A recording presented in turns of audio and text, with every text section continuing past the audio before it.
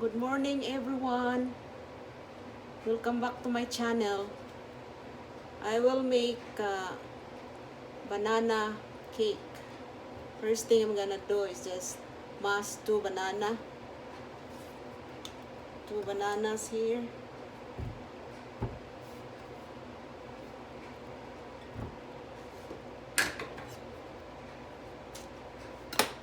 They ask for 1 cup of mashed banana. I have to mash it first.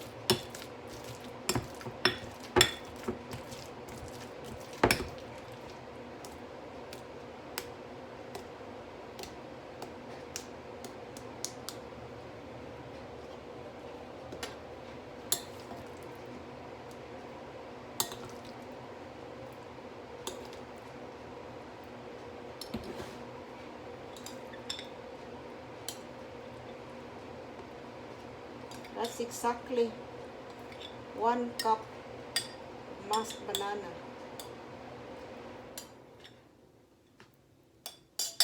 I set that aside. In this bowl here, there's half a cup of shortening and 2 cups of flour,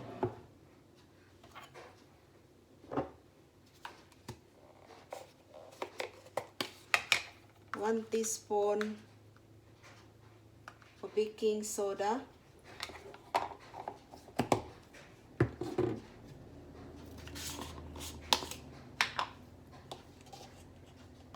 1 teaspoon baking powder,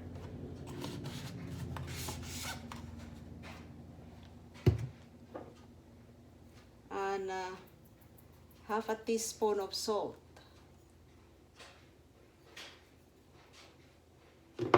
Set that aside. And I will sift the flour, baking powder, and the soda.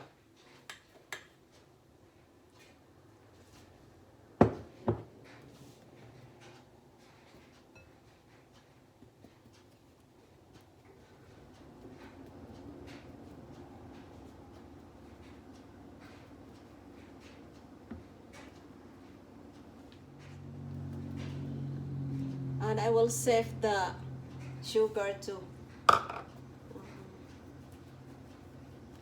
It's kind of heavy to sift together with flour, so I just put it in the last sifting.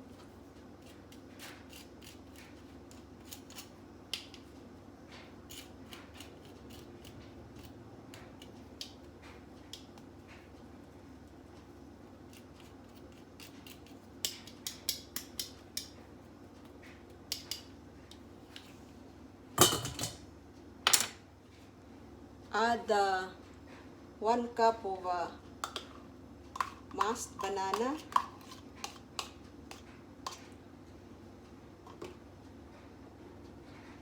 and a half of the 1/4 cup of sour milk. I will mix this in a mixer here.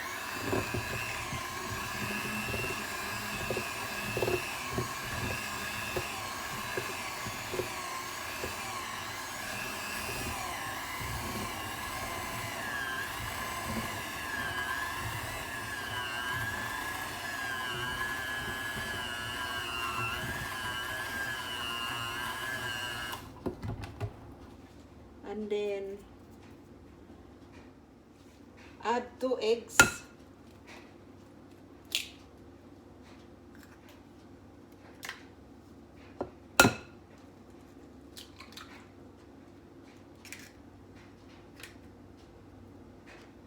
half a cup of nuts, those walnuts, these chopped walnuts, and 1 teaspoon of vanilla.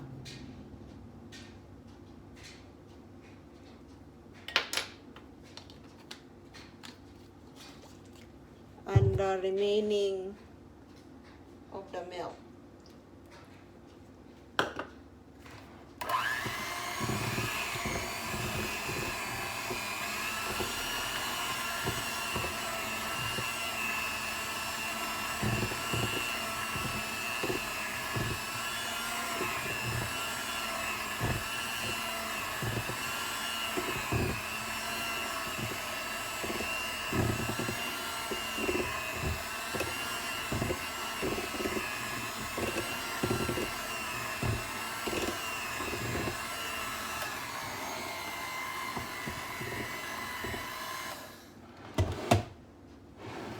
Before I pour this in a tube pan, this is non-stick, I will turn the oven for 350 degrees.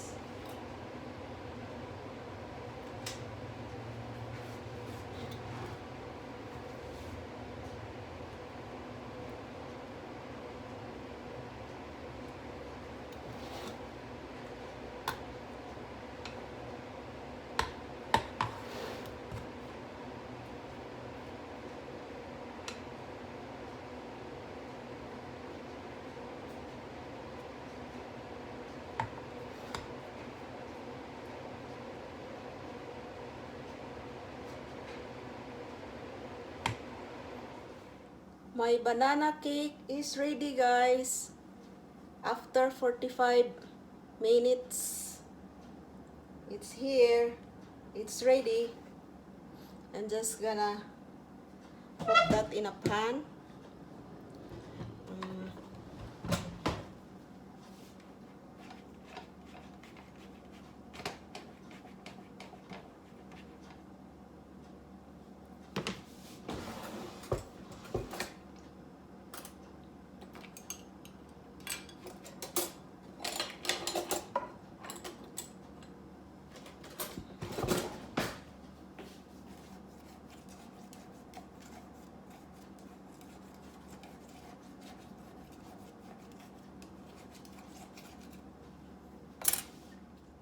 I don't want to put it in a pan right now. It's just in a cooling rack because it's still warm.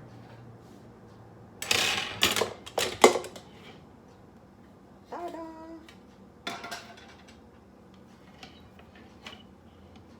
Here's my cake. It's looking very yummy. It smells good too. Okay. Maybe I'm just gonna taste it.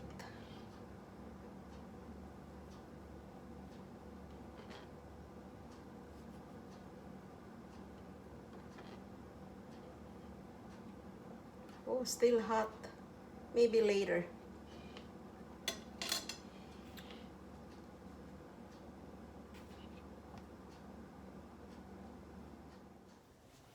Thank you for watching my video, guys. Please subscribe to my channel and share and do some comments too. Thanks a lot. Bye-bye.